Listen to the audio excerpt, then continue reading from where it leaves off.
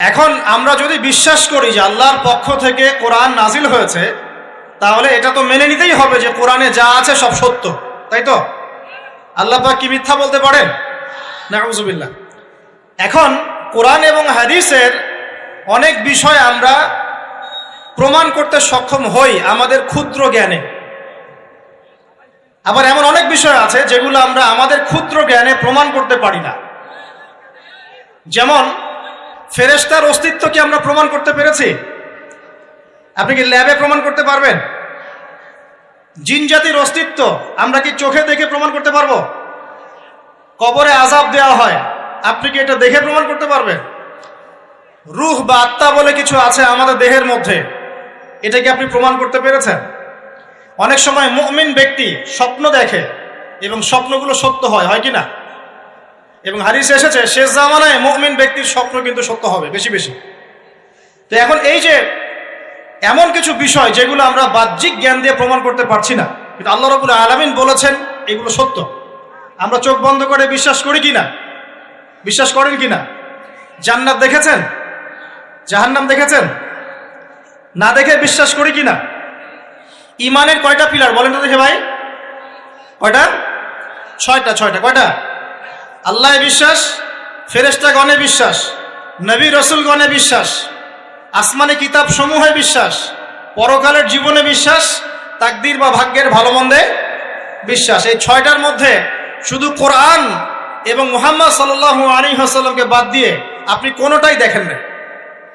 দেখেছেন? আল্লাহকে দেখেছেন? ফেরেশতা মণ্ডলী, আগের আসমানি কিতাবগুলো, মুহাম্মদ সাল্লাল্লাহু আলাইহি ওয়াসাল্লামকে সাহাবীরা দেখেছেন, আপনি কি দেখেছেন? আগের নবী রাসূলদেরকে দেখেছেন? পরকালের জীবন দেখেছেন? তাকদীর বা ভাগ্যের ভালো মন্দ দেখেছেন? এই যে না দেখে যে আমরা বিশ্বাস করছি, এটার নাম হচ্ছে গায়েবে বিশ্বাস। কিসে বিশ্বাস? এটাই আল্লাহ পাক বলছেন আলিফ লাম মিম যালিকাল কিতাব লা রাইবা ফিহ। আলিফ লাম মিম এটা এমন একটা কিতাব যেই কিতাব নিয়ে কোনো সন্দেহ সংশয় নাই। হুদাল লিল মুত্তাকিন, এই কিতাব মুত্তাকিদেরকে পথ দেখাবে। কারা মুত্তাকি? আল্লাযীনা ইউমিনুনা বিল গায়বি, যারা এই অদৃশ্যে বিশ্বাস করে। বলেন সুবহানাল্লাহ। আল্লাহ পাকের আদেশ পালন করার নিমিত্তে, তার ইবাদত করার নিমিত্তে আমরা আল্লাহ পাকের এই আদেশগুলোকে না দেখেই বিশ্বাস করি। এখন কিছু মানুষ বলতে পারে তাহলে এগুলোর বৈজ্ঞানিক ব্যাখ্যা কি? উত্তর হচ্ছে এই যে কোরআন এবং হাদিসের সবকিছুকে বৈজ্ঞানিক ব্যাখ্যার মানদণ্ডে উত্তীর্ণ হয়ে আসতে হবে জরুরি না এটা। কারণ বিজ্ঞানের অনুসিদ্ধান্তগুলো সময়ে সময়ে বদলে যায়। আল্লাহ রাব্বুল আলামিনের বিধান কখনো বদলাবে না ইনশাআল্লাহ। কথা কি বুঝতে পারছেন? আর আল্লাহ রাব্বুল আলামিন আমাদেরকে অসীম জ্ঞান দিয়ে সৃষ্টি করেন নাই, ক্ষুদ্র জ্ঞান দিয়ে সৃষ্টি করেছে। আমরা আমাদের ক্ষুদ্র জ্ঞানে এতটুকু প্রমাণ করতে পারবো না। ভালো করে বোঝেন, আমরা আমাদের ক্ষুদ্র জ্ঞানে এতটুকু প্রমাণ করতে পারবো না যে আগামীকাল আপনার সাথে কি ঘটবে। বলতে পারবেন? কেউ পারবে?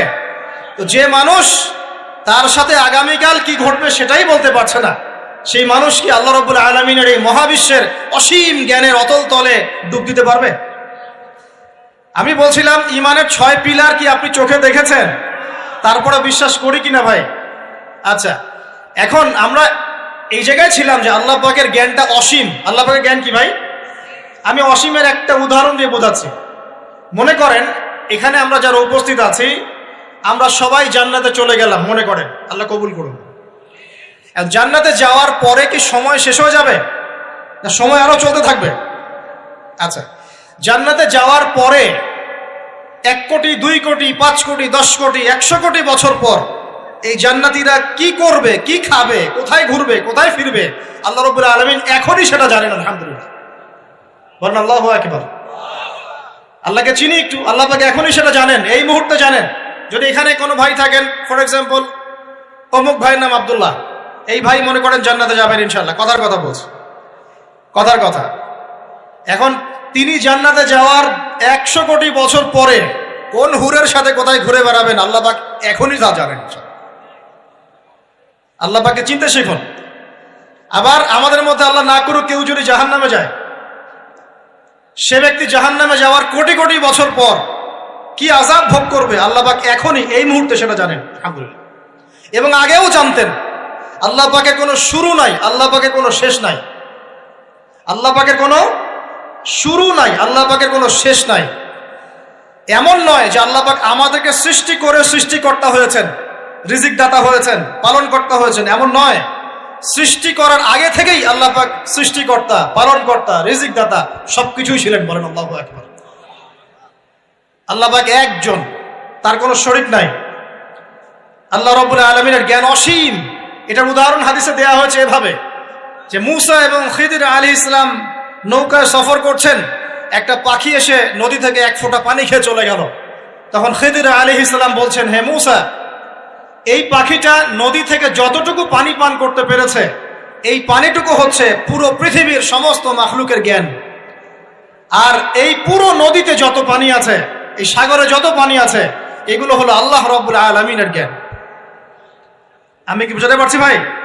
এখন সেই আল্লাহ রাব্বুল আলামিন যখন কোনো বিষয়কে সত্য বলবেন, সেটা সত্য কিনা? আল্লাহ পাক এখন বলছেন, আমি জিন আর মানব জাতিকে শুধু আমার ইবাদত করার জন্য সৃষ্টি করেছি। তার মানে জিন সত্য কিনা? আচ্ছা, একটু বলে দেই, মানুষের মধ্যে যেমন ভালো মন্দ আছে, জিন জাতির মধ্যেও কি আছে? ভালো মন্দ আছে। দুষ্ট জিন মানুষের ক্ষতি করার চেষ্টা করে। কি করে ভাই? এবং দিন দিন কিন্তু এর প্রভাবটা বাড়ছে। তো এখান থেকে বাঁচার জন্য কিছু প্রোটেকশন আগে বলে দেই, তারপর সামনে যাই। প্রত্যেক দিন সকালে এবং সন্ধ্যায় 3 বার করে সূরা ইখলাস পড়বেন। কুল হুয়াল্লাহু আহাদ, আল্লাহুস সামাদ, লাম ইয়ালিদ ওয়া লাম ইউলাদ ওয়া লাম ইয়াকুল লাহু কুফুয়ান আহাদ। সকালে সন্ধ্যায় কয়বার? 3 বার। আর 3 বার পড়বেন সূরা ফালাক, কুল আউযু বিরাব্বিল ফালাক, এই সূরা। আর 3 বার পড়বেন সূরা নাস, কুল আউযু বিরাব্বিন নাস। এটা প্রত্যেক ফরজ নামাজের পর একবার করে পড়বেন আয়াতুল কুরসি। আয়াতুল কুরসি কোন সূরা আছে? কত নাম্বার আয়াত? মাশাআল্লাহ, 255। আল্লাহু লা ইলাহা ইল্লা হুয়াল হাইয়ুল কাইয়্যুম, এখান থেকে শেষ পর্যন্ত। আর কি করবেন? রাতের বেলা ঘুমানোর সময় পড়বেন সূরাতুল বাকারা, এর শেষের 2টা বা 3টা আয়াত।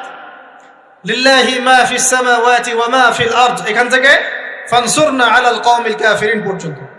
নবী সাল্লাল্লাহু আলাইহি ওয়াসাল্লাম বলেছেন, রাতের বেলা কেউ যদি সূরা বাকারার শেষের এই 2টা 3টা আয়াত পড়ে ঘুমায়, সারা রাত আপনি যদি ইবাদতে থাকতেন, যে নেকি পেতেন, এটা পড়ে ঘুমানোর ফলে সেই নেকি পাবেন ইনশাআল্লাহ। এখন বলেন দেখি, কতজনের সূরা বাকারার শেষের 3টা আয়াত মুখস্থ আছে? মাশাআল্লাহ। তো এখন বলেন আমাকে, আল কোরআনের আলো ঘরে ঘরে কি জ্বলবে? বলেন। শোনেন, আমার কথা রাগ করেন না। আমরা তো সবাই চাই যে আল্লাহর কোরআন আল্লাহর জমিনে প্রতিষ্ঠা লাভ করুক, চাই কি না? তাহলে সবার আগে নিজের মধ্যে কোরআন কায়েম করতে হবে। কোথায়? আগে নিজের উপর কোরআন কায়েম করুন, নিজের উপর সুন্নাহ কায়েম করুন, নিজের উপর দিন কায়েম করুন। ইনশাআল্লাহ দিন ঘরে ঘরে পৌঁছে যাবে। প্রত্যেক ঘরের মানুষ এই নিয়াত করতে পারি কি ইনশাআল্লাহ, যে আমরা সবাই কোরআন পড়া শিখবো ইনশাআল্লাহ।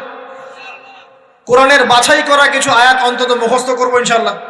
পুরা কোরআন তোমাদেরকে মুখস্থ করতে বলছি না, হয়তো অনেকে পারবে না, যারা পেরেছে তারা সৌভাগ্যবান, আলহামদুলিল্লাহ। কমপক্ষে সূরা বাকারার শেষের 3টা আয়াত পারবো না ভাই? আয়াতুল কুরসি পারবো না? সূরা ফালাক, সূরা নাস, সূরা ইখলাস, সূরা কাফিরুন, সূরা হাশরের শেষের 3টা আয়াত, সূরা কাহাফ এর প্রথম 10 শেষ 10 আয়াত, সূরা কাহাফ প্রথম 10 শেষ 10 আয়াত, সূরা সাফফাত এর প্রথম 10 আয়াত, সূরা আর রহমান, সূরা ইয়াসিন, সূরা মুলক। এই যে কমন জিনিসগুলো, এগুলো মুখস্থ করতে পারবো না ভাই ইনশাআল্লাহ? আল্লাহ পাক সবাইকে তৌফিক দান করুন, বলি আমিন। আর এখন যারা বিয়ে শাদী করেন নাই, নিয়াত করেন যে আপনাদের ঘরে যে সন্তান আসবে, আচ্ছা সন্তানের আগে বউয়ে আসে নাকি? আচ্ছা, যারা বিয়ে শাদী করেন নাই, নিয়াত করেন দিনদার, মুত্তাকি, পরহেজগার, কোরআনওয়ালা মেয়ে ছাড়া বিয়ে করার দরকার নেই। বাস বাস বাস বাস বাস। শোনেন, এর মানে এই নয় যে খালি মাদ্রাসার মেয়েদেরকে বিয়ে করবেন, বরং এমন অনেক দিনী বোন আছেন আমাদের, স্কুল কলেজ ইউনিভার্সিটিতে পড়েন, তারা অনেক বেশি দিন চর্চা করেন। মাশাআল্লাহ। আমি বলেছি কোরআনওয়ালা, দিনদার, পর্দাশীল নারী বিয়ে করবেন। এবং দ্বিতীয় নিয়াত করেন, যে সন্তানই হবে কমপক্ষে একটা সন্তানকে হাফেজে কোরআন বানাবেন ইনশাআল্লাহ, একটা সন্তানকে আলেম বানাবেন ইনশাআল্লাহ। আপনার মেয়ে হলে সেই মেয়েকে আয়েশা রাদিয়াল্লাহু আনহার মতো বানান ইনশাআল্লাহ। আপনার ছেলে হলে আপনার ছেলেকে আবু বকর, ওমর, ওসমান, আলী রাদিয়াল্লাহু আনহুম আজমাইন তাদের আদর্শে করে তোলেন ইনশাআল্লাহ। পারা যাবে না ভাই? যখন ঘরে ঘরে কোরআনওয়ালা মানুষ তৈরি হবে না, আল্লাহর জমিনে আল্লাহর দিন এমনি প্রতিষ্ঠা হয়ে যাবে ইনশাআল্লাহ। বাতিল কোন দিক পালিয়ে যাবে ঠিক নাই? সবকিছু শেষ আছে না বলেন তো? সবকিছু শেষ আছে। নমরুদ আছে না নাই? দুনিয়াতে আছে। মানুষ তার নামও স্মরণ করে। যখন সে দুনিয়া ছিল মনে হচ্ছিল দুনিয়াটাই তার, তখন মনে হচ্ছিল কি দুনিয়াটাই নমরুদের। ফেরাউন দুনিয়া আছে না নাই? আছে। তার নামও কি মানুষ স্মরণ করে? যখন ফেরাউনের রাজত্ব ছিল, যুগ ছিল, তখন মনে হতো যে পুরো দুনিয়াটাই ও। কথা বুঝতে পারছেন না? এরকম প্রত্যেক যুগে যুগে। আজ জাতির নাম শুনেছেন? আজ জাতি এই তাল গাছের সমান লম্বা চওড়া ছিল এক একজন। বিশ্বাস করছেন না? তাল গাছের সমান লম্বা চওড়া ছিল এবং পাহাড় কেটে কেটে তারা বাড়িঘর নির্মাণ করত।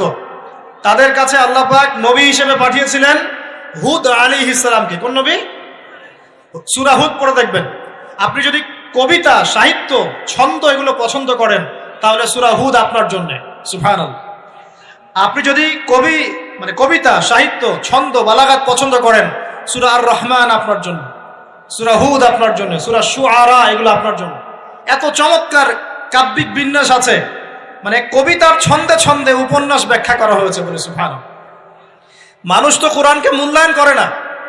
আমি লাস্ট জুমার খুতবার একটা লেকচারে বলেছিলাম, সূরা ইউসুফ, এই যে এখন সারা বিশ্বে অর্থনীতি নিয়ে যে কত কথা হচ্ছে, অর্থনৈতিক সংকট, এইটা সেটা বলা হচ্ছে না, সবার ঘরে ঘরে এগুলো আলোচনা হয় তো মাশাআল্লাহ। আপনি বিশ্বাস করেন সূরা ইউসুফের মাত্র 4টা আয়াতের মধ্যে আল্লাহ পাক এই পুরো বিশ্বের অর্থনৈতিক সমস্যার সমাধান দিয়ে দিয়েছে। বলে দিব কি সমাধান? পরে বলছি। আগে আপনাদের এই পয়েন্টটা শেষ করি। ঘরে ঘরে কোরআনওয়ালা মানুষ তৈরি হবে তো ইনশাআল্লাহ। আল্লাহ কবুল করুন, বলি আমিন। কোরআনের এই বিশেষ সূরাগুলো মুখস্থ করতে পারবো তো ইনশাআল্লাহ ভাই? এগুলো নিয়মিত চর্চা করলে আপনাকে দুষ্ট জিন, জাদু, বদনজর এগুলো গ্রাস করবে না ইনশাআল্লাহ।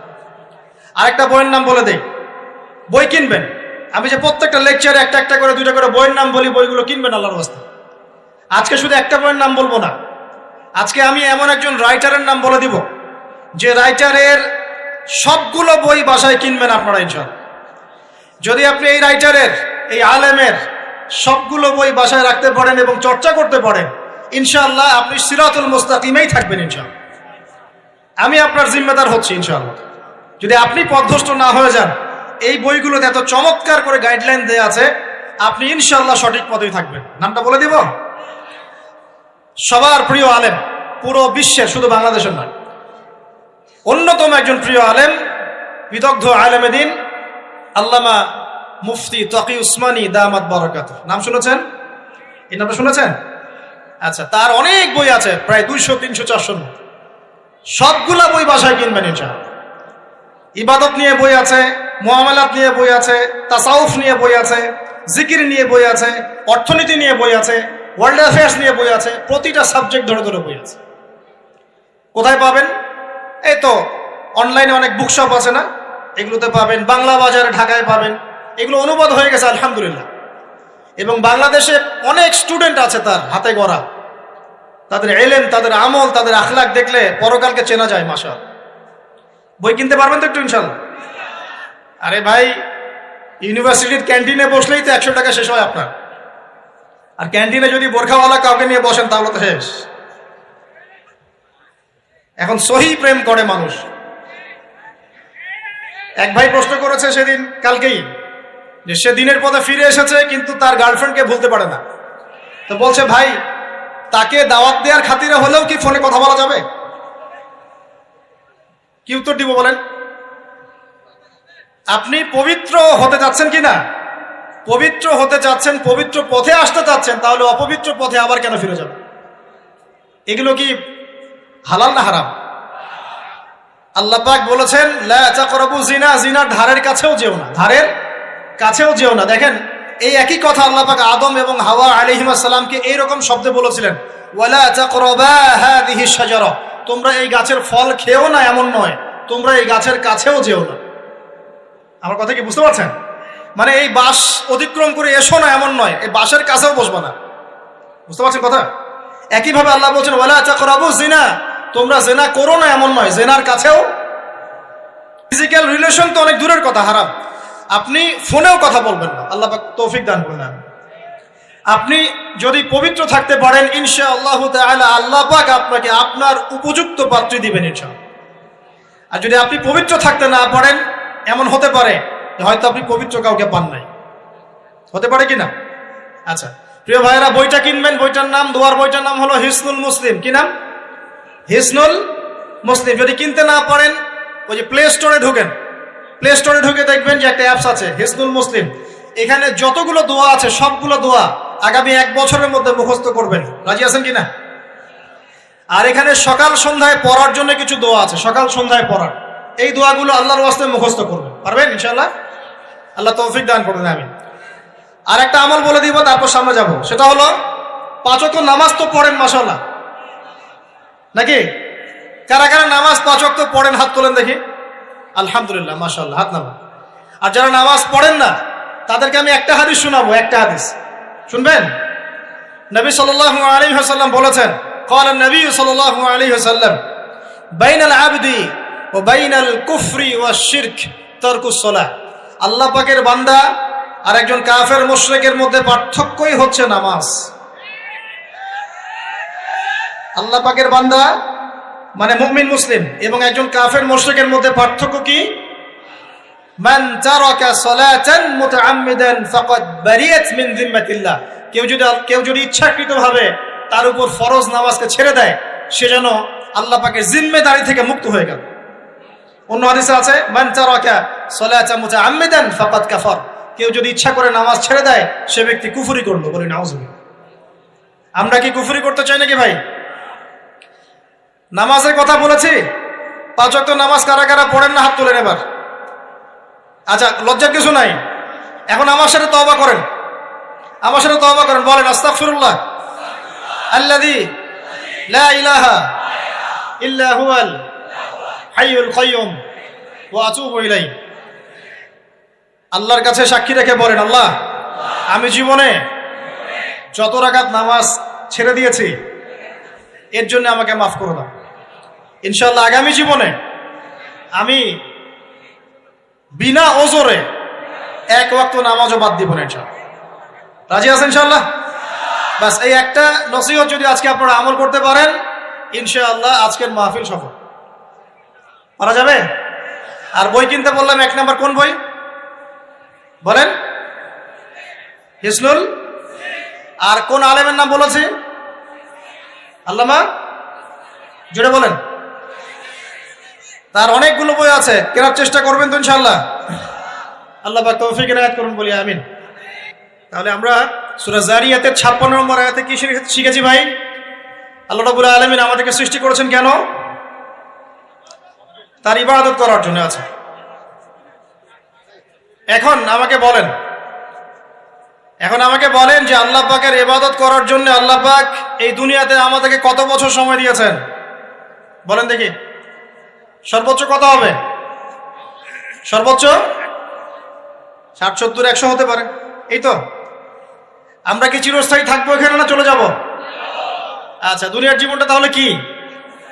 আল্লাহ পাক বলছেন আল্লাযী খালাকাল মাউতা ওয়াল হায়াতা লিয়াবলুয়াকুম আইয়ুকুম আহসানু আমালা। আল্লাহ পাক জীবন মৃত্যু সৃষ্টি করেছেন কেন? আল্লাহ পাক পরীক্ষা করার জন্য যে এই দুনিয়ার জীবনে আমলে কে শ্রেষ্ঠ, আমলে কে শ্রেষ্ঠ। দুনিয়ার জীবনে আসার উদ্দেশ্য পেয়েছি আল্লাহর ইবাদত করা, এখন পেলাম আল্লাহ জীবন মৃত্যু কেন সৃষ্টি করেছেন? আমলে পরীক্ষা করার জন্য যে কে শ্রেষ্ঠ হচ্ছে। আমাদের উদ্দেশ্য কি? আমাদের উদ্দেশ্য হচ্ছে পুলসিরাত পার হয়ে জান্নাতে যাওয়া। উদ্দেশ্য কি? পুলসিরাত পার হয়ে জান্নাতে যাওয়া। সূরা আলে ইমরানের 185 নম্বর আয়াতে আল্লাহ পাক বলেছেন কুল্লু নাফসিন যায়িকাতুল মাউত। প্রত্যেকটা নফস মৃত্যুর স্বাদ গ্রহণ করবে, এরপর কিয়ামতের মাঠে তাদের আজর তাদেরকে পূর্ণ মাত্রায় বুঝিয়ে দেওয়া হবে। আল্লাহ পাক বলেন ফামান যুহজিহা আনিন নারি ওয়া উদখিলাল জান্নাতা ফাকাদ ফাজ। ওই দিন যে ব্যক্তিকে জাহান্নাম থেকে বাঁচানো হবে এবং জান্নাতে প্রবেশ করানো হবে, সেই ব্যক্তি হচ্ছে সফল। কথা ঠিক কিনা? তাহলে উদ্দেশ্য পেলাম তো, আমাদের গন্তব্য পেলাম তো। আমাদের গন্তব্য কি তাহলে? জান্নাত। এখন এই দুনিয়ার জীবনে আমরা সর্বোচ্চ হয়তো 100 বছর বাঁচবো, আল্লাহ ভালো জানেন, তাই তো? এই দুনিয়ার জীবনের এই হায়াতের সবচেয়ে ইম্পর্টেন্ট টাইমটা কোনটা বলেন? সবচেয়ে ইম্পর্টেন্ট টাইম কোনটা? যৌবন কিনা? যৌবন কাকে বলে? যৌবন কাকে বলে? কত বছর থেকে কত বছর পর্যন্ত? 20 থেকে 40, বা 15 থেকে 40, বা 20 থেকে 50, এই তো? আচ্ছা, এই বয়সের মধ্যে কারা কারা আছেন হাত তোলেন দেখি। মাশাআল্লাহ, সবাই তো দেখে এই বয়সে, হাত নামান। এখন এই বয়স সম্পর্কে আগে 2টা হাদিস শোনেন, আমার দিকে তাকান, তারপরে আমি বলছি অবস্থা কি, করণীয় কি। আমি বলেছি যুবকদেরকে কিছু নসিহত করবো আজকে, নিয়াত করেছে, ঠিক আছে ভাই? আচ্ছা, যুবকদের সম্পর্কে প্রথম হাদিস, রাসূল সাল্লাল্লাহু আলাইহি ওয়াসাল্লাম বলেছেন, কিয়ামতের মাঠে মানুষ যখন উঠবে, আমরা উঠবো কিনা? আচ্ছা, নাকি উঠবো না? যারা আগুনে পুড়ে গেছে তারা উঠবে কিনা? যারা পানিতে ডুবে গেছে, যাদের লাশও খুঁজে পাওয়া যায় নাই, উঠবে কিনা? উঠবে।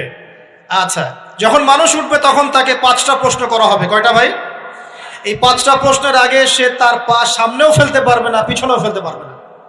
আমরা কি একটু চিন্তা করতে পারছি কত ভয়ঙ্কর হবে বিষয়টা? এই সামান্য গরমে আমাদের অবস্থা খারাপ, সূর্য সেদিন সামনে নিচে, আর মানুষ উঠে দাঁড়িয়ে আছে, তাদেরকে 5টা প্রশ্ন করা হবে। যতক্ষণ পর্যন্ত প্রশ্নের উত্তর দিতে পারছে না, সামনেও যেতে পারবে না, পিছনেও আসতে পারবে না, পা নড়াতে পারবে না। 1, তোমার পুরো জীবনটা তুমি কোন কাজে ব্যয় করেছো? উত্তর কি রেডি আছে আমাদের কাছে? আমরা কি বলতে পারবো, হে আল্লাহ, আমরা আমাদের পুরো জীবন তোমার ইবাদত করে কাটিয়েছি? 2, তোমার যৌবন স্পেশালি তুমি কোন কাজে ব্যয় করেছো? তোমার যৌবন তুমি স্পেশালি কোন কাজে ব্যয় করেছো? যুবকরা কি উত্তর দেওয়ার জন্য প্রস্তুত আছে যে আমাদের যৌবন আমরা আল্লাহর পথে কাটিয়েছি? সবাই কি বলতে পারবো? 3 নাম্বার, তোমার রিজিকের উৎস কি ছিল? কোন পথে সম্পদ অর্জন করেছো? 4 নাম্বার, কোন পথে সম্পদ ব্যয় করেছো? কোন কোন খাতে সম্পদ ব্যয় করেছো? আমরা কি আমাদের আয় এবং ব্যয়ের হিসাব দেওয়ার জন্য প্রস্তুত? 5, তোমাকে আমি যে জ্ঞান দিয়েছিলাম সেই জ্ঞান অনুযায়ী আমল করেছো কিনা? আল্লাহ পাক আমাকে আপনাদের সবাইকে তৌফিক দান করুন, জানা অনুযায়ী আমল করার তৌফিক দান করুন। এই 5টা প্রশ্নের মধ্যে যৌবনকাল ইম্পর্টেন্ট কিনা ভাই? গুরুত্বপূর্ণ কিনা?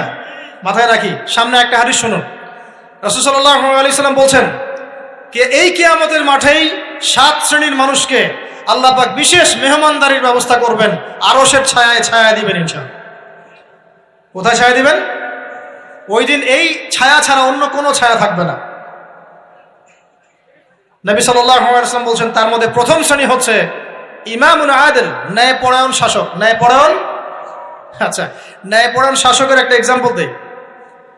মক্কার জাহেলি যুগে সাহাবীরা ঈমান নিয়ে এসেছেন, বাস তাদের উপর নির্মম নির্যাতন শুরু হয়ে গেছে, আবু জেহেল, আবু লাহাব, উতবা, শায়বা।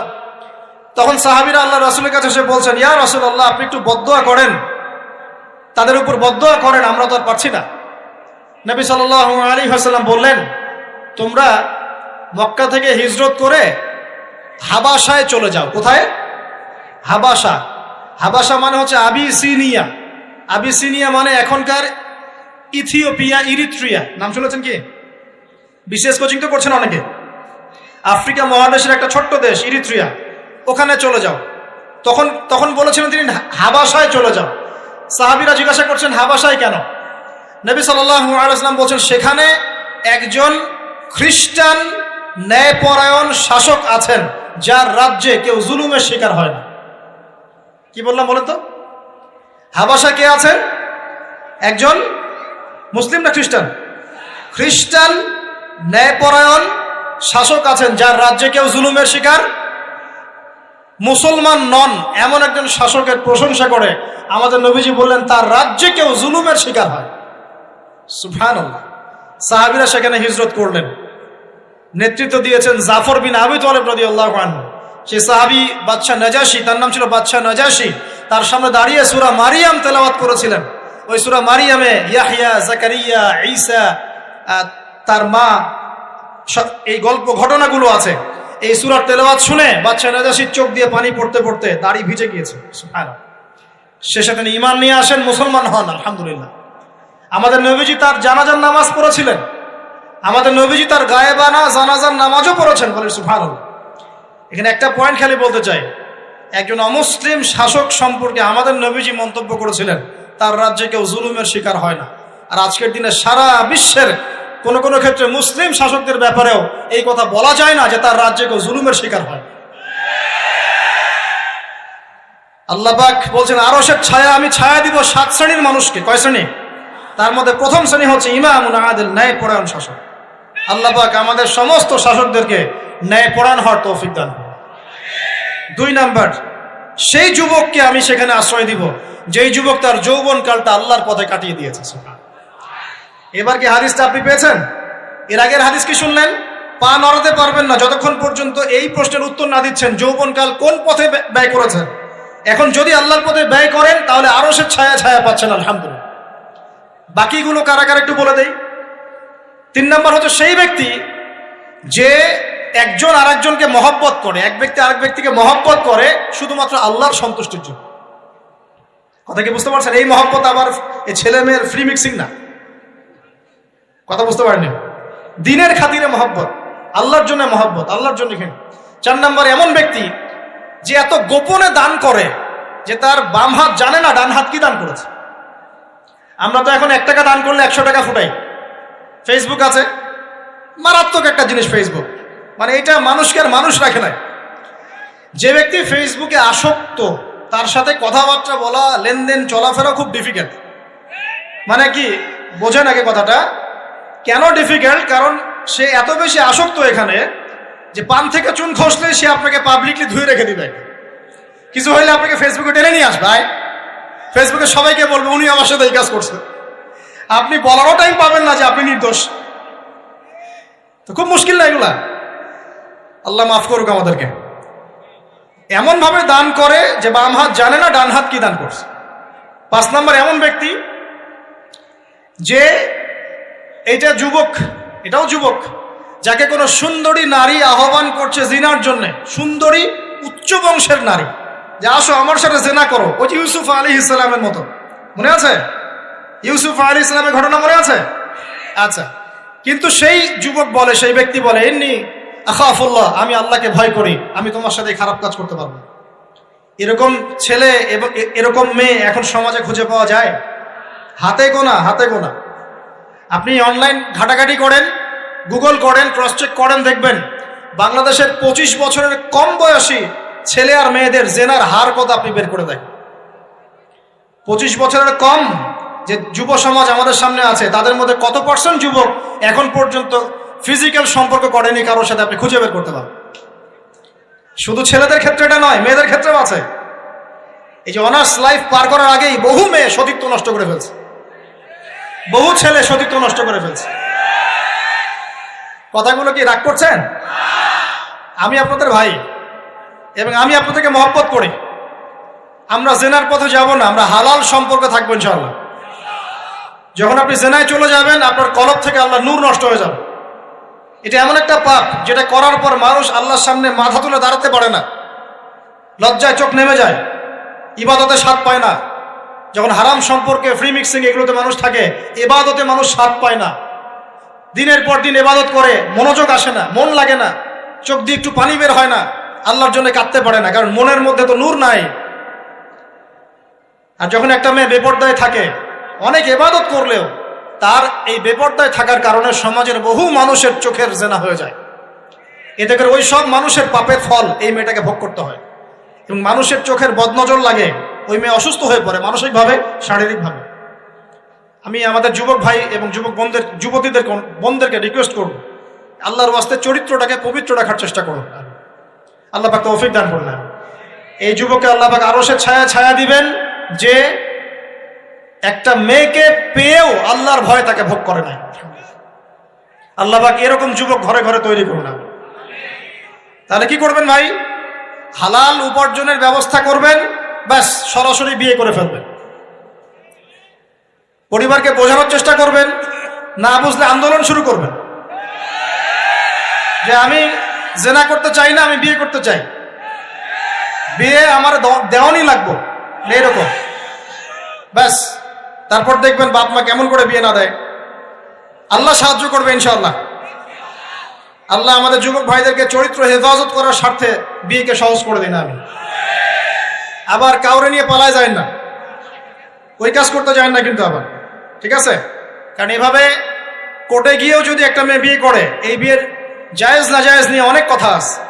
অতএব এইসব ঝুঁকির মধ্যে যাবেন না, বাসায় বোঝানোর চেষ্টা করবেন। আর এক শ্রেণীর ব্যক্তি আছে যাদেরকে আল্লাহ পাক আরশের ছায়া ছায়া দিবেন। তারা কারা? যারা গোপনে আল্লাহকে স্মরণ করে কাঁদতে পারে। বলি সুবহানাল্লাহ। এখন এই দুটো হাদিসের মধ্যে যুবকদের অবস্থান কি পেয়েছেন? আচ্ছা, আরেকটা শোনাই এবার। নবী সাল্লাল্লাহু আলাইহি ওয়াসাল্লাম বলেছেন, 5টা জিনিস আসার আগেই 5টা বিষয়কে মূল্যায়ন করো। 1, তোমার বার্ধক্য আসার আগেই তোমার যৌবনকে মূল্যায়ন করো। যৌবনের গুরুত্ব পেলেন তো এবার? তোমার মৌত আসার আগেই তোমার জীবনকে মূল্যায়ন করো। অসচ্ছলতা আসার আগেই সচ্ছলতাকে মূল্যায়ন করো। অসুস্থতা আসার আগেই সুস্থতাকে মূল্যায়ন করো। এবং এই যে কথাটা বললাম যে তোমার বার্ধক্য আসার আগেই যৌবনকালটাকে মূল্যায়ন করো। এই হাদিসগুলোর মধ্যে আমরা সংক্ষিপ্ত পরিসরে যৌবনকালের গুরুত্ব পাচ্ছি কিনা ভাই? এখন এই যৌবনকালটা আমাদের কাটানো উচিত আল্লাহ পাকের ইবাদতের মধ্য দিয়ে। এই যৌবনকালটা আমাদের কাটানো উচিত কয়েকটা বিষয়ের মধ্য দিয়ে। তার মধ্যে আমি 10টা পয়েন্ট আপনাকে বলবো। কয়টা ভাই? 10টা। 1, এই যৌবনকালে সবার আগে আমাদের কর্তব্য হচ্ছে দ্বীনের ইলম অর্জন করা। কি করা ভাই? দ্বীনের ইলম অর্জন বলতে আমি কি বোঝাচ্ছি? দ্বীনি ইলম অর্জন বলতে আপনাকে আমি বোঝাচ্ছি যে কমপক্ষে কোরআনটুকু তেলাওয়াত করতে শিখুন, হাদিসগুলো পড়তে শিখুন, ইসলামী বইপত্র পড়াশোনা করুন, পাশাপাশি জেনারেল সাবজেক্টগুলো পড়াশোনা করুন। এদিকে আপনি এগিয়ে যান, এদিকেও এগিয়ে যান, দুই দিকে আগাতে থাকেন। এর পাশাপাশি বরেণ্য ওলামায়ে কেরামদের সোহবতে থাকার চেষ্টা করেন। যারা রিনাউন্ড এবং বরেণ্য ওলামায়ে কেরাম, তাদের সোহবতে থাকার চেষ্টা করেন। ইলম অর্জনের অনেক ধাপ আছে। শুরু করেন কোরআন তেলাওয়াত দিয়ে, তারপরে আস্তে আস্তে হাদিসে যান, কোরআনের তাফসিরে যান, ইতিহাস পড়েন, ইসলামের ইতিহাস পড়েন, ইসলামিক অর্থনীতি পড়েন, রাসূলের জীবনী সিরাত পড়ে দেখেন, ইসলামিক ফিখের বইগুলো পড়ে দেখেন। আস্তে আস্তে গ্র্যাজুয়ালি আপনি সামনে যান। এই সিলেবাসটা আপনি কোত্থেকে পাবেন? এই সিলেবাসটা দেখবেন প্রত্যেক জেলায় জেলায় বরেণ্য কওমি ওলামায়ে কেরাম আছেন না, তাদের সাথে পরামর্শ করবেন, আপনাকে সুন্দর সিলেবাস করে দিবে ইনশাআল্লাহ। এইভাবে আপনি পড়াশোনা করবেন এবং ওস্তাদের সাথে থেকে পড়াশোনা করবেন। একা একা সবকিছু করা যায়? একা একা সবকিছু করা যায় না। একটা সিলসিলা লাগে, একটা ওস্তাদের সোহবত লাগে নাকি? একা একা কি কোরআন সুন্নাহ সব বুঝে ফেলতে পারবেন আপনি? তাই মনে হয়? কখনোই না। অতএব বরেণ্য আলেমদের সোহবতও লাগবে, আবার আপনার চেষ্টাও লাগবে। আল্লাহ পাক তৌফিক দান করুন। এই যৌবনকালের প্রথম কাজ কি ভাই? ইলম অর্জন করা। 2 নম্বর, এই যৌবনকালে আমরা যে পরিমাণ ফিজিক্যালি ফিট থাকি, শরীরে শক্তি থাকে, উদ্যম থাকে, আমাদের বয়সটা 40-50 হয়ে গেলে সেটা থাকবে না। থাকবে? অতএব এই যৌবনকালে বেশি বেশি ইবাদত করতে থাকেন। আল্লাহ পাক তৌফিক দান করুন। এই যৌবনকালে 5 ওয়াক্ত নামাজ তো পড়বেনই, এর পাশাপাশি নফল নামাজগুলো পড়ার চেষ্টা করুন। এর পাশাপাশি আপনি চেষ্টা করবেন তাহাজ্জুদের ওয়াক্তে একটু নামাজ পড়ার জন্য, কমপক্ষে 2 রাকাত, কমপক্ষে 2 রাকাত, অ্যাটলিস্ট 2 রাকাত নামাজ তাহাজ্জুদের সময় পড়ার চেষ্টা করি। আল্লাহ আমাকে তৌফিক দেখ, আপনাদের সবাইকে তৌফিক দান করুন। ওই সময় আপনি যে দোয়াই করবেন আল্লাহর কাছে কবুল হবে ইনশাআল্লাহ। যে দোয়াই করবেন আল্লাহ কবুল করবেন ইনশাআল্লাহ। যদি আপনার রিজিকটা কি হয়? হালাল হয়। হারাম রিজিক দিয়ে ইবাদত কবুল হয়? হারাম রিজিকের দোয়া কবুল হয়? কবুল হয় না। 3 নাম্বার, এই যৌবনকালে আমরা রাসূলের সুন্নতের উপর বেশি আমল করবো ইনশাআল্লাহ। করা যাবে ইনশাআল্লাহ? তাহলে নিয়াত করতে পারি যে ইনশাআল্লাহ চেহারাগুলো পরিবর্তন হবে। চেহারা পরিবর্তন মানে কি? হ্যাঁ, রাখা যাবে না? এখনো গজায় নাই। প্রত্যেক সপ্তাহে আপনাকে নবীর সুন্নতের উপর এরকম করে কুরবানি এবং জবাই করতে কে বলেছে? নবী সাল্লাল্লাহু আলাইহি ওয়াসাল্লামের সুন্নতকে জবাই করাটা কি ভালো কাজ? হ্যাঁ বলেন তো। আমরা তো এমন অনেক নাপিত ভাইদেরকে চিনি যারা এই ধরনের বক্তব্যগুলো শুনে আলহামদুলিল্লাহ জীবন পরিবর্তন করেছেন। তার দোকানে লিখে দিয়েছেন এখানে চুল কাটা হয়, দাড়ি শেভ করা হয় না। খুশি হন নাই? মুসলিমদের কথা বলছি, অমুসলিমদেরকে নিয়ে আমাদের চিন্তা নাই তো? চিন্তা আছে? একটা কথা মনে রাখবেন, একটু কথাটা মনের কান দিয়ে শোনেন। দাড়ি হচ্ছে একমাত্র ভিজিবল সুন্নত। দাড়ি হচ্ছে একমাত্র ভিজিবল সুন্নত। ভিজিবল মানে কি? যা দেখা যায়। দাড়ি একমাত্র ভিজিবল সুন্নত, দৃশ্যমান সুন্নত, যেটা নিয়ে আপনি আমি কবরে যাবো ইনশাআল্লাহ। আর কোন সাইন দেখে বোঝার বুদ্ধি নাই এই ব্যক্তি কত বড় মুসলিম, কত বড় সুন্নতের পাবন ছিল। খালি কপালের সেজদার দাগ আর চেহারার দাড়ি বাকি থাকবে। কথা বুঝতে পারছেন ভাই? নিয়াত করা যায় একটু দাড়ি ছেড়ে দিব, নাকি দাড়ি রাখলে চাকরি পাবেন না? দাড়ি রাখলে মেয়ে দিবে না নাকি? তো যে মেয়ে দাড়ি রাখলে বিয়ে করতে চায় না তাকে বিয়ে করারও দরকার নাই। আর দাড়ি রাখলে যে চাকরি আপনাকে ছাড়তে হয় ওই চাকরিও করার দরকার নেই। চাকরির মধ্যে সব রিজিক আপনার মনে হয়? রিজিকের সবচেয়ে বড় অংশ আছে কিসের মধ্যে? বিজনেসের মধ্যে। যারা বিজনেস করে তাদের আন্ডারেই লক্ষ লক্ষ মানুষ চাকরি করে। বাংলাদেশে যে ইকোনমিক সিস্টেম, এই ইকোনমিক সিস্টেমের মূলে কারা জানেন? ব্যবসায়ীরা। কারা? বড় বড় ব্যবসায়ীরা। এমন অনেক ব্যবসায়ী আছেন যাদের একজনের জাকাতের টাকা দিয়ে একটা গ্রামের মানুষকে খাওয়ানো যায়। বিশ্বাস করছেন না?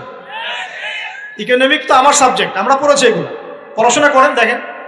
বিজনেস, এরপরে আছে ক্রিয়েটিভ কোনো প্রজেক্ট, এমন কোনো প্রজেক্ট যেটা এখন পর্যন্ত কেউ লঞ্চ করে নাই। এখন অনলাইনে অনেকে আয় করেন না, আজকে থেকে 20 বছর আগে মানুষ এটা করেছিল। এখন অনেক মানুষ বাহির থেকে পড়াশোনা করে দেশে এসে এই যে ডেইরি প্রজেক্ট করছে, পোল্ট্রি করছে, নতুন নতুন অনেক প্রজেক্ট করছে না? কৃষিভিত্তিক অনেক কাজ করছে। তারা কি সচ্ছল না? আমি একজন ভাইয়ের কথা জানি, যিনি আলহামদুলিল্লাহ আল্লাহর এই অধম বান্দার ওয়াজ শুনে সুদের চাকরি ছেড়ে দিয়েছিলেন। চাকরি ছেড়ে দিয়ে তিনি চায়ের বিজনেস শুরু করে, চায়ের বিজনেস। তো ইদানিং জানলাম তিনি এখন মানুষকে টাকা ধার দেন। মাশাআল্লাহ, তিনি এখন মানুষকে টাকা ধার দেন চায়ের ব্যবসা করেই।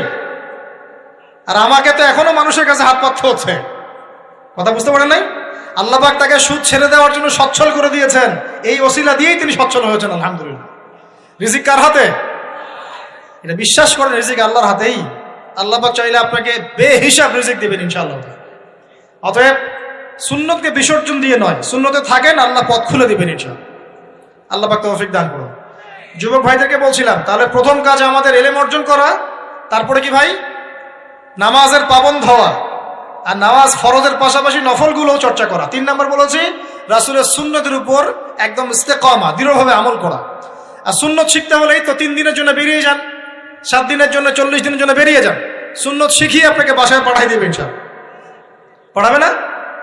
অনেক মানুষ মনে করে যে তাদের ওখানে গেলে আমার আকীদা নষ্ট হয়ে যাবে। হ্যাঁ, তাই না? তারা বিভ্রান্ত। হ্যাঁ, নাউজুবিল্লাহ। স্বপ্নে পাওয়া ধর্ম, অনেকে টিটকারি মারে, স্বপ্নে পাওয়া ধর্ম। এইসব ব্যঙ্গের ছাতার মতো আদর্শের দিকে মুখ ফিরাবেন না। মাকবুল জামা, যেগুলো মাকবুল জামা, ক্লাসিক্যাল ইসলামের মধ্যে থাকেন, আপনি বিভ্রান্ত হবেন না। তারা আপনাকে কখনো খারাপ কাজে আদেশ করেছে? কত চোর ডাকাত মদখোর মানুষ সেখানে গিয়ে 5 ওয়াক্ত নামাজি হয়ে গেছে, সুদের ব্যবসা ছেড়ে দিয়েছে, মাদক ছেড়ে দিয়েছে, আল্লাহর ওলি হয়ে গেছে আলহামদুলিল্লাহ। তো আপনাকে তারা সুন্নত শিখিয়ে বাসায় পাঠিয়ে দিবে। এছাড়া আপনি অন্যভাবে শিখতে চলে শিখবেন, সমস্যা কি? যদি মাদ্রাসায় পড়ার তৌফিক থাকে তাহলে পড়বেন। সবাই কি মাদ্রাসায় পড়ার তৌফিক পাবে? পাবে না। নিঃসন্দেহে কিছু মানুষ তৌফিক পাবে, কিছু মানুষ হয়তো পাবে না। যারা পাবে না তারা দিন শিখবে কিভাবে? এভাবেই তো শিখবে। সুন্নতের উপর আমল করতে হবে, এটা সবচেয়ে বড় কথা। আল্লাহ পাক আমাদের সবাইকে সুন্নাহর উপর আমল করে তৌফিক দান করুন। 4 নম্বর ভাই, যৌবনকালে আমরা আমাদের সময়গুলোকে মূল্যায়ন করবো ইনশাআল্লাহ। কথা বুঝতে পারছি ভাই? সময় মূল্যায়ন কেমন? আপনার দিন রাতের একটা রুটিন থাকবে, এলোমেলো লাইফ লিড করবেন না। এই যে আমরা, আল্লাহ মাফ করুক, আমরা এখন 3টায় 2টায় 4টায় ঘুমাই, 12টা 1টা 2টায় উঠি, নাউজুবিল্লাহ।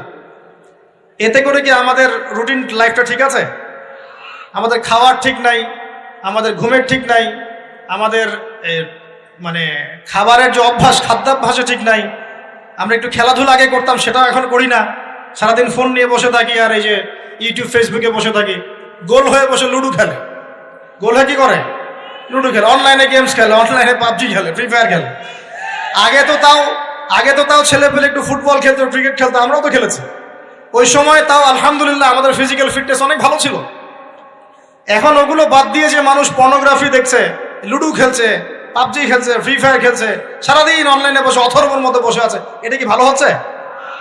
এজন্য অ্যাটলিস্ট ফজরের নামাজ পড়ে জিকির আজগার করে পড়াশোনা করে আধা ঘন্টা 1 ঘন্টা একটু খেলাধুলা করলে কি সমস্যা? একটু ফুটবল খেলেন, দৌড়াদৌড়ি করেন, জগিং করেন, একটু ব্যায়াম করেন।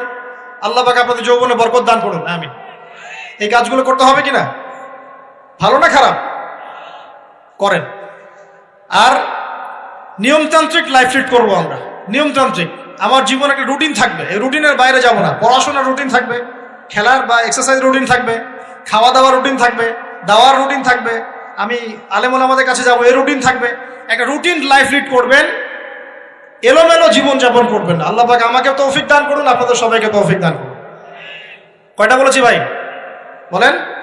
6 নাম্বার, যৌবনকালে সবচেয়ে বেশি বেঁচে থাকবো নারীর ফিতনা থেকে। কি থেকে ভাই? যৌবনকালে সবচেয়ে বেশি বেঁচে থাকবো কি থেকে? একটা হাদিস বলি, নবী সাল্লাল্লাহু আলাইহি ওয়াসাল্লাম বলেছেন, মা তারাকতু বা'দি ফিতনাতান আদাররু আলা রিজালি মিনান নিসা। আমি আমার পরে, নবীজি বলছেন, আমি আমার পরে পুরুষদের জন্য নারীদের চেয়ে ভয়ঙ্কর কোন ফিতনা রেখে যাই নাই। কেমন ফিতনা? আপনি একটু অনেস্টলি বলেন তো দেখি, যে আমরা যারা পর্নোগ্রাফিতে টুকটাক আসক্ত বা এ ধরনের অনলাইনে বা অফলাইনে এই ধরনের হারাম সম্পর্কের সাথে আছি, মন থেকে কি আপনি ফিল করেন যে আল্লাহ আপনার সাথে আছেন? বলেন তো দেখি, অনেস্টলি বলেন। আপনি যখন নামাজ পড়ে বাসায় ফিরে যান, ফিরে যেতে যেতে যদি আপনার চোখে খারাপ কিছু পড়ে, আপনার মনের নূরটা নষ্ট হয়, আপনি বুঝতে পারেন না? বুঝতে পারেন না? যখন আপনি এরকম হারাম কোনো সম্পর্কে আছেন, নাউজুবিল্লাহ, আপনার মনটা যে শক্ত হয়ে গেছে, আপনি বুঝতে পারেন না? আল্লাহর ওয়াস্তে নারী জাতির ফিতনা থেকে সর্বোচ্চ দূরত্ব অবলম্বন করবেন। আল্লাহ পাক তৌফিক দান করুন। কি করব তাহলে আমরা? ওই যে বলেছি, হালাল সম্পর্ক করতে পারলে হালাল, যদি করতে না পারি সবর করবেন। কি করবেন? সবর করবেন, ভালো কাজে ব্যস্ত থাকবেন, বেশি বেশি রোজা রাখবেন। কি করবেন? বেশি বেশি রোজা রাখবেন। সোমবারে রোজা রাখবেন, বৃহস্পতিবারে রোজা রাখবেন। এভাবে আপনি আপনার জীবনটা গুছিয়ে নেন, আল্লাহ পাক প্রবৃত্তিকে নিয়ন্ত্রণ করার ক্ষমতা দিবেন ইনশাআল্লাহ। এরপরেও যদি ভুল হয়ে যায়, হতে পারে এই যুগটা ফিতনার যুগ, চরম ফিতনার যুগ। যদি কোনো ভুল হয়ে যায়, খবরদার আপনি হতাশ হবেন না।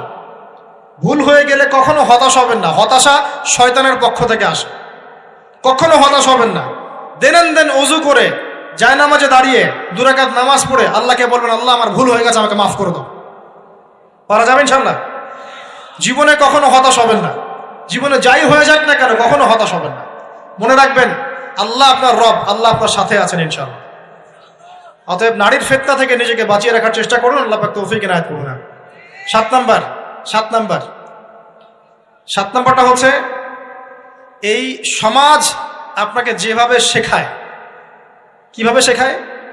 এই যে স্কুল, কলেজ, ইউনিভার্সিটি, চাকরি, বিয়ে, সন্তান প্রতিপালন, আর তারপর ইন্না লিল্লাহি ওয়া ইন্না ইলাইহি রাজিউন, এই তো শেখায় নাকি?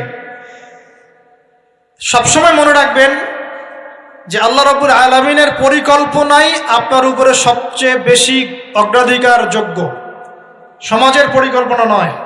পরিবার আপনাকে চাপ দিচ্ছে, চাকরি পাস না, পড়াশোনা করিস না, হ্যাঁ পড়াশোনায় কেন তুই 80 নাম্বার পাইলি না, কেন চান্স পেলি না, কবে চাকরি পাবি, কবে আমাদেরকে দেখবি, খাওয়াবি, পড়াবি, এই যে চাপগুলো চারপাশ থেকে আসে কিনা? অনেক যুবক দেখা যায় মাদকাসক্ত হয়, অনেকে দেখা যায় আত্মহত্যা করছে ইদানিং, করছে কিনা ভাই? এই শব্দটা থেকে আমি এই পয়েন্টটা আজকে লিখেছিলাম যে ভুলেও আল্লাহর প্রতি বিশ্বাস এবং তাওয়াক্কুল হারাবেন না। সমাজ যেভাবে শেখায়, সমাজ চারপাশে যে চাপ আপনাকে দিচ্ছে, এই চাপে নিজে গা ভাসিয়ে দিবেন না। আপনি আল্লাহর কাছে দোয়া করবেন, আল্লাহর কাছে পথ চেয়ে নিবেন এবং আল্লাহর প্রতি তাওয়াক্কুল ভরসা করবেন। কখনো আত্মহত্যার পথ বেছে নিবেন। কি হয়েছে?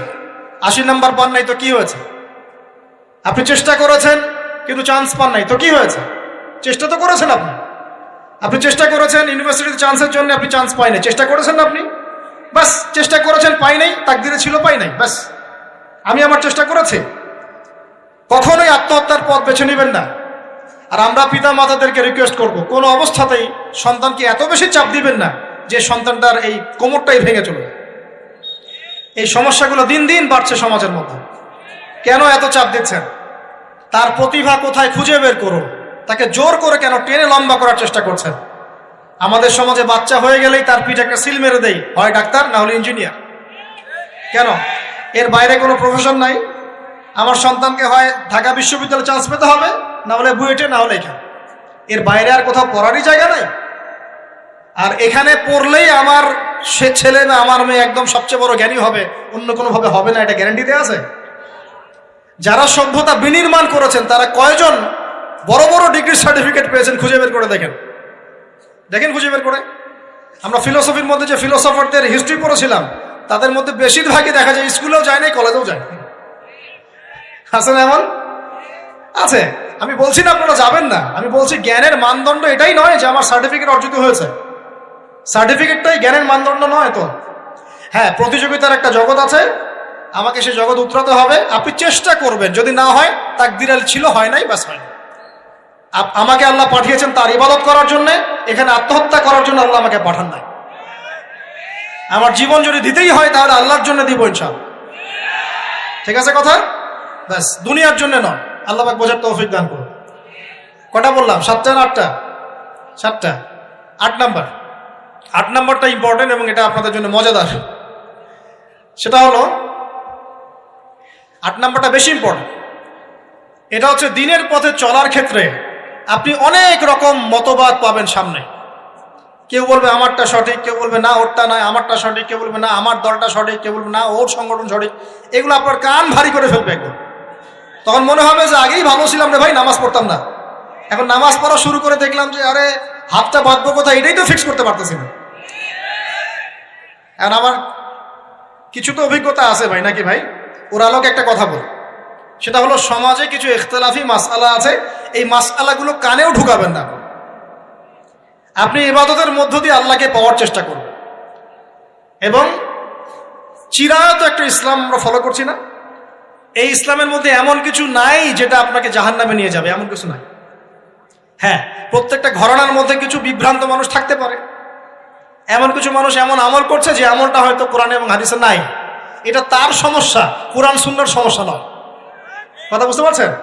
এটা তার সমস্যা, সেই বেদাতটা করছে, সেই শিরকটা করছে। তার মানে এই নয় যে কোরআন হাদিস আমাকে শিরক শিখিয়েছে, বেদাত শিখিয়েছে।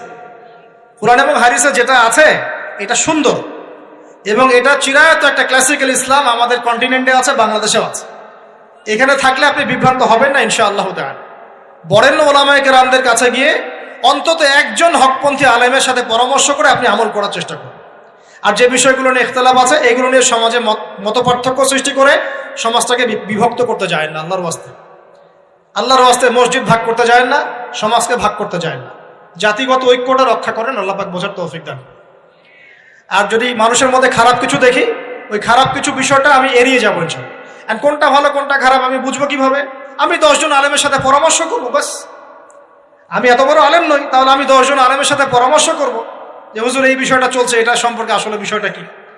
একটা ঘরানার দিকে কখনো আপনি সাম্প্রদায়িকভাবে বায়াস্ট হয়ে যাবেন না। আপনি আপনার চিন্তাটাকে লিবারেল রাখবেন, হকটা যেখানে পাবো সেটা নিব ইনশাআল্লাহ।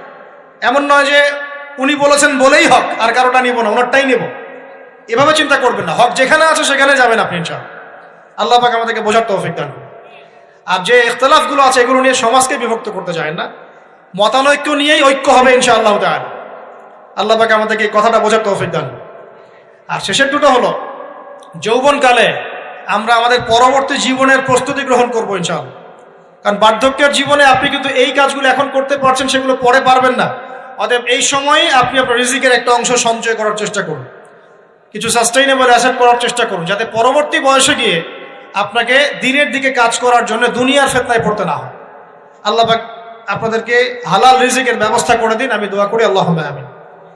আর সবশেষ যেটা বলতে চাচ্ছিলাম, দেখুন যৌবনকালে আমরা যা করতে পারবো অন্য সময় পারি না, তাই এই যৌবনেই ইলম অর্জন করে আল্লাহ পাকের দ্বীনের এই দাওয়াতের মেহনত আমরা শহরে শহরে, গ্রামে গঞ্জে, জেলায় উপজেলায়, প্রত্যন্ত অঞ্চলে সমস্ত জায়গায় পৌঁছে দেব ইনশাআল্লাহ। যৌবনকালে আমরা বেশি বেশি দাওয়াতি কাজ করার চেষ্টা করবো, আল্লাহ পাক তৌফিক দান করুন। যতটুকু জানেন, আপনি এতটুকু জানেন না যে নামাজ পড়তে হয় 5 ওয়াক্ত, তাহলে নিজে পড়েন, মানুষকে নামাজের দাওয়াত দেন। আপনি এতটুকু জানেন না যে ভাই সুদ খাওয়া হারাম, জানেন কিনা ভাই? ব্যাস আপনি মানুষকে বলেন যে ভাই হালাল খাই, সুদ না খাই। আপনি এতটুকু জানেন না যে জেনা করা হারাম, বাস আপনি আপনার বন্ধুকে দাওয়াত দেন, ভাই জেনার দিকে যাস না এবং হারাম অ্যাফেয়ার্সে যাস না।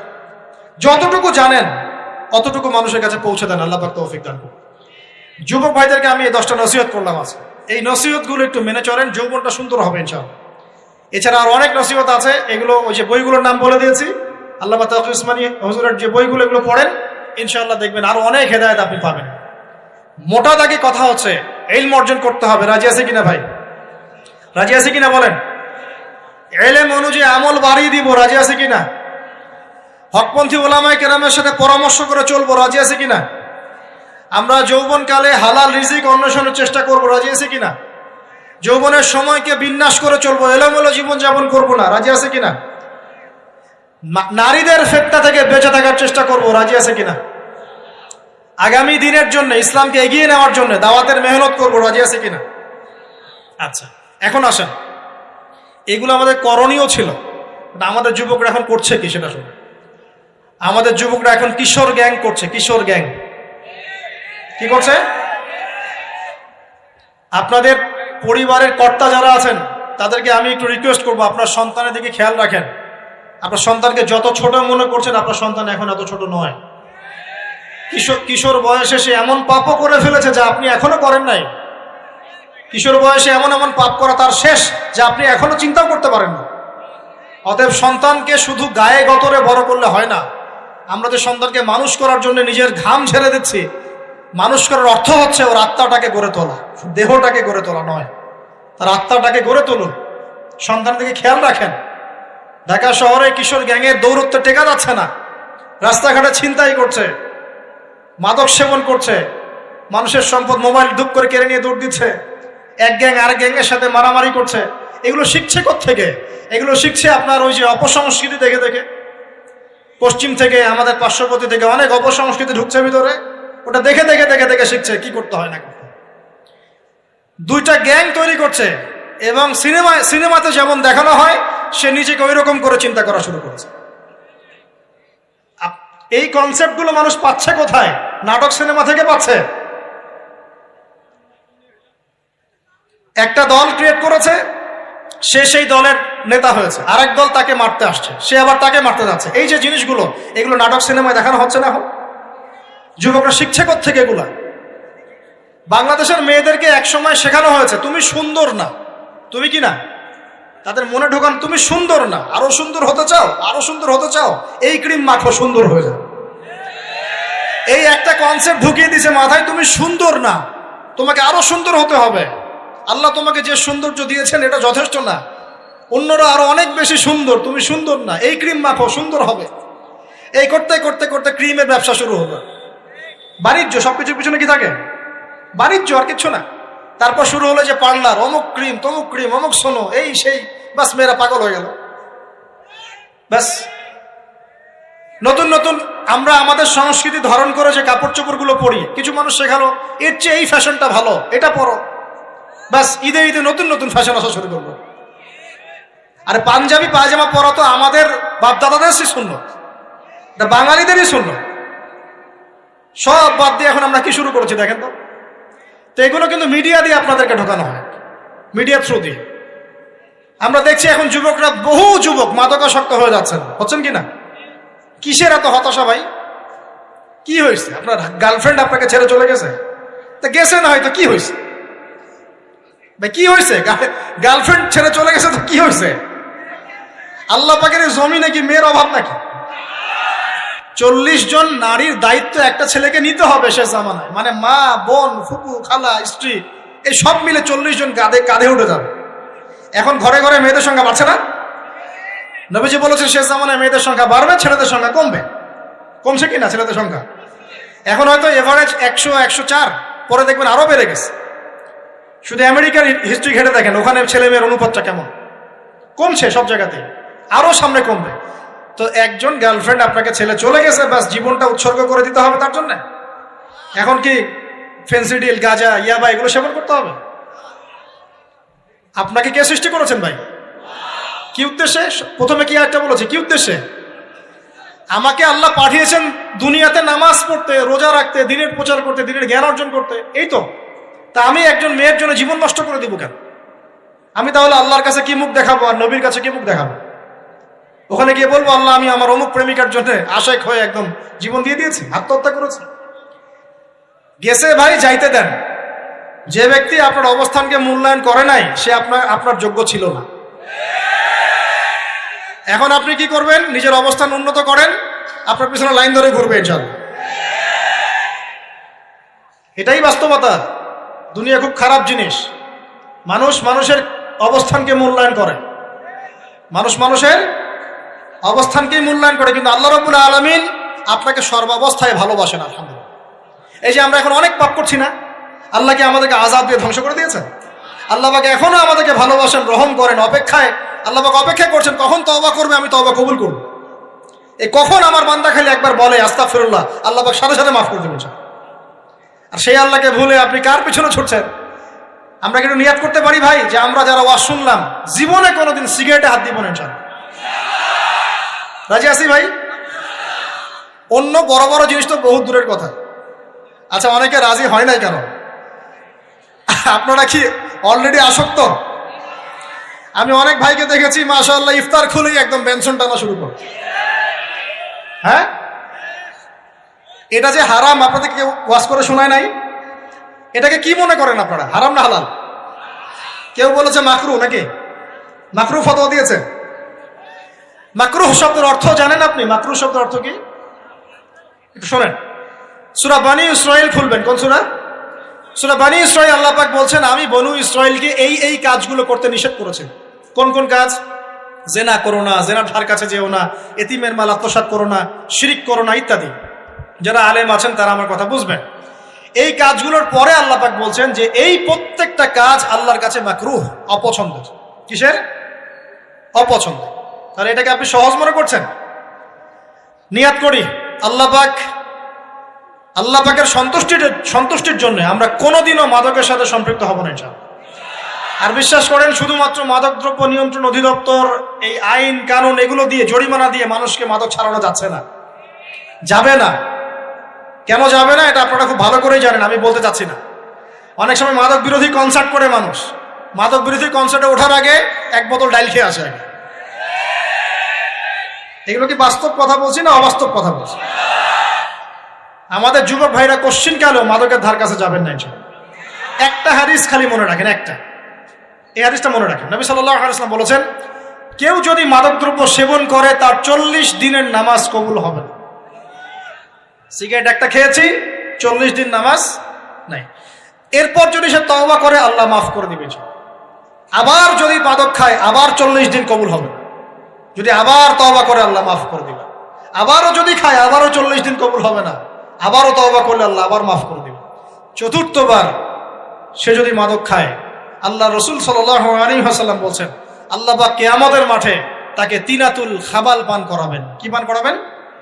তিনাতুল খাবাল। সাহাবীরা বললেন ইয়া রাসূলুল্লাহ এটা কি? তিনাতুল খাবাল কি?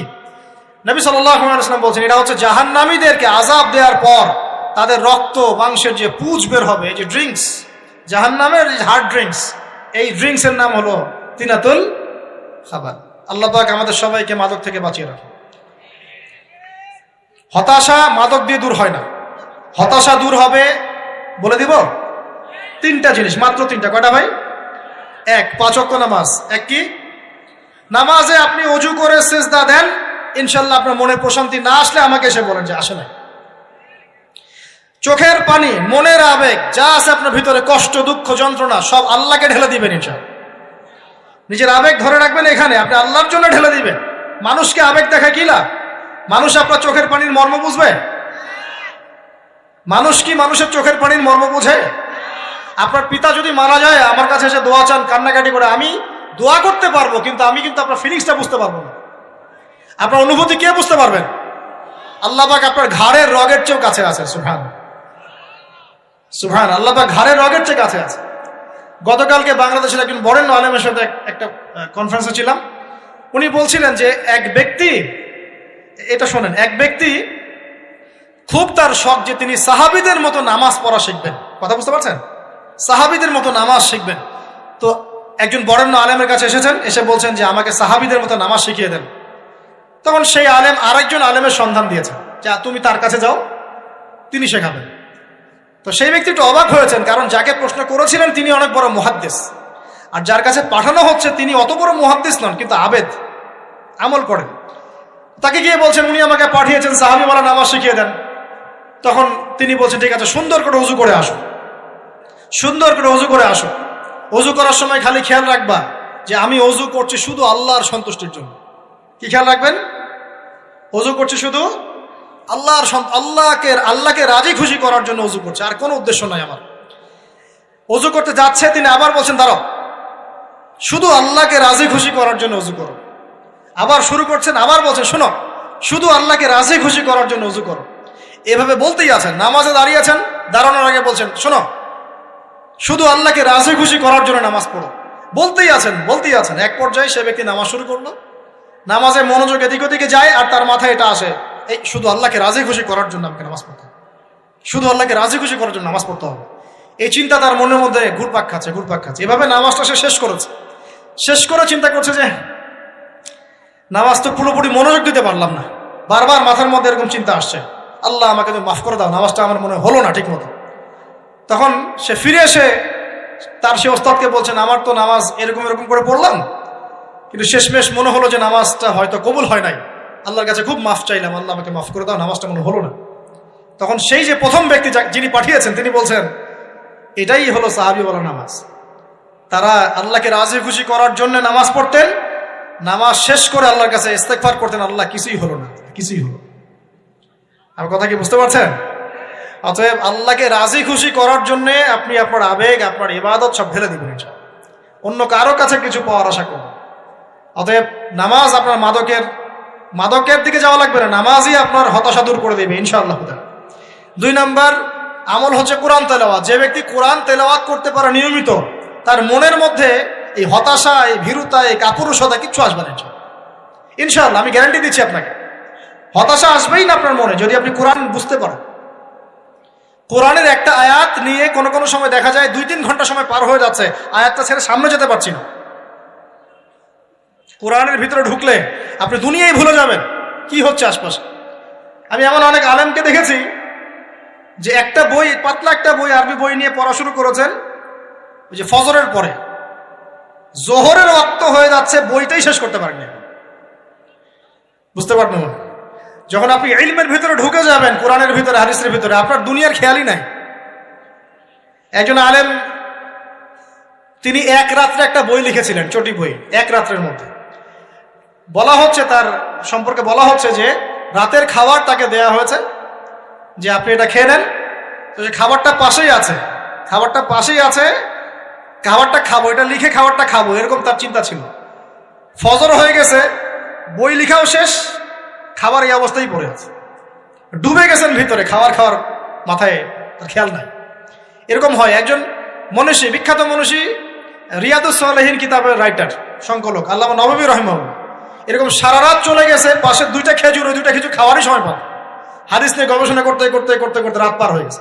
আমি বলতে চাচ্ছি, যখন ইলমের ভিতরে, কোরআন হাদিসের ভিতরে ঢুকে যাবেন, আপনার দুনিয়ার খেয়াল আপনার চলে যাবে ইনশাআল্লাহ। এই টেনশন, হতাশা, এই সেই বাদ, তখনই আল্লাহ পাক আপনাকে তার পক্ষ থেকে রহমত দিবেন, বরকত দিবেন, আল্লাহ আপনার দুনিয়ার কাজগুলো করে দিবেন ইনশাআল্লাহ। তখন দেখবেন কেউ আপনার দুনিয়ার ওই কাজটা করে দিয়েছে, কেউ ওই কাজটা করে দিয়েছে, কেউ বাসায় খাবার পাঠিয়ে দিয়েছে, আল্লাহ পাকই এগুলো করাই দিবেন ইনশাআল্লাহ। তো প্রিয় ভাইরা, মাদকে যাব না আল্লাহর কাছে আসবো? 2 নাম্বার কোরআন তেলাওয়াত, 3 নাম্বার আল্লাহর জিকির। 3 নাম্বার কি ভাই? আল্লাহর জিকির। চলতে ফিরতে সব সময় মুখ চলতে থাকবে, মুখ না চললেও মন তাজা থাকবে, মনে মনে জিকির হতে থাকবে। মনে মনে জিকির করতে পারেন? মুখ নড়বে না, কিন্তু মনে মনে আপনার একটা জিকির হতে থাকবে, সুবহানাল্লাহ বা আলহামদুলিল্লাহ, লা ইলাহা ইল্লাল্লাহ, আল্লাহু আকবার। পারা যাবে? পারে। মানুষের মন কখনো চুপ করে থাকে না, কিন্তু মানুষের মন অলওয়েজ কিছু না কিছু চিন্তা করতে থাকে না, যতক্ষণ না ঘুমায় মানুষ। তো প্রিয় ভাইরা, বেশি বেশি জিকির করবো, সুবহানাল্লাহ, আলহামদুলিল্লাহ, লা ইলাহা ইল্লাল্লাহ, আল্লাহু আকবার, লা হাওলা ওয়ালা কুওয়াতা ইল্লা বিল্লাহ, এগুলো চলতে থাকবে। আল্লাহ পাক তৌফিক দান করুন। আমরা আমাদের সমাজে যুবকদেরকে এরকম টিকটকে দেখছি, অনলাইনে আসক্ত দেখছি, জেনায় আসক্ত দেখছি, পর্নোগ্রাফিতে আসক্ত দেখছি। আমরা দেখছি আমাদের যুব সমাজকে মাদকে আসক্ত, কিশোর গ্যাংয়ে আসক্ত। এইগুলো কি আমাদের কাম্য ছিল ভাই? আমাদের কাম্য ছিল? এই অবস্থায় কি যুব সমাজ আল্লাহ পাকের দ্বীনের পতাকা হাতে নিয়ে আল্লাহর জমিনে দিন কায়েম করতে পারবে কিনা একটু আমাকে উত্তর দেন দেখি। এখন এই অবস্থায় পারবে? অতএব অবস্থার উন্নতি করতে হবে কিনা? উন্নতির জন্য রাজি আছে কিনা ইনশাআল্লাহ? আমরা চাই কি আল্লাহ পাকের দিনটা আল্লাহর জমিনে প্রতিষ্ঠা লাভ করুক, আল্লাহর দিন সবার ঘরে ঘরে পৌঁছে যাক, আল্লাহ পাকের দিনের যে সৌন্দর্য সবাই সেটাই, এই সৌরভটা সবাই পাক। আমরা চাই কিনা? সমাজে শান্তি প্রতিষ্ঠা হোক, আবার সেই রাসূলের মতো যুগ চলে আসুক, আমরা চাই কিনা? অতএব আমাদের সবাইকে যৌবনের এই প্রলোভনগুলো থেকে বেরিয়ে এসে আল্লাহ পাকের ইবাদতে আত্মনিয়োগ করতে হবে। আল্লাহ পাক আমাদের সবাইকে তৌফিক দান করুন, বলি আমিন। আমাদের সবাইকে আল্লাহ রাব্বুল আলামিন কোরআন এবং হাদিসের গভীর জ্ঞান অর্জন করার তৌফিক দান করুন, বেশি থেকে বেশি ইবাদত করার তৌফিক দান করুন। আল্লাহ পাক সবাইকে হারাম সমস্ত রিজিক থেকে বাঁচিয়ে রাখুন, জেনা, ব্যভিচার এবং নারীর ফিতনা, মাদক থেকে আল্লাহ বাঁচিয়ে রাখুন। আল্লাহ পাক আমাদের সবাইকে হালাল রিজিক, হালাল সম্পর্ক যথেষ্ট করে দিন। আল্লাহ পাক আমাদের সবাইকে যেন দিনের দাওয়াতের মেহনত করার তৌফিক দান করেন এবং আলেম ওলামার সাথে পরামর্শ করে দিন শেখার এবং বোঝার তৌফিক দান করেন। আর লেকচার শেষ করার আগে দুটো বিষয় বলে শেষ করছি, একটু মনোযোগ দিন। একটা হচ্ছে আমাদের যুবতী দিনী বোনদের জন্য, এখানে বোনরা আছেন না? আছেন কি না? দিনী বোনরা আছেন? একটা নসিহত দিনী বোনদের জন্য আমি একটা নসিহত করতে চাচ্ছি, একটা নসিহত। আমার এই একটা নসিহত একটু মন দিয়ে শুনুন প্রিয় দিনী বোন।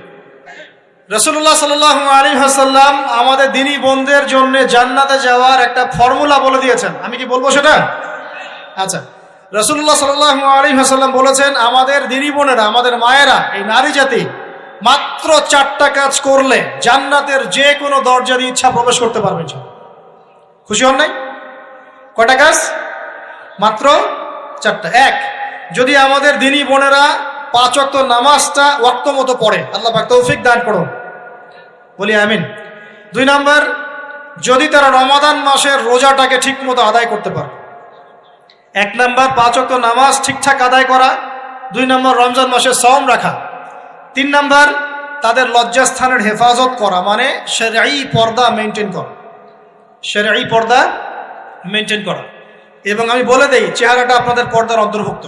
এটা নিয়ে অনেক বাকবিতণ্ডা হয় না সমাজে, চেহারা দেখানো যাবে কি যাবে না ইত্যাদি।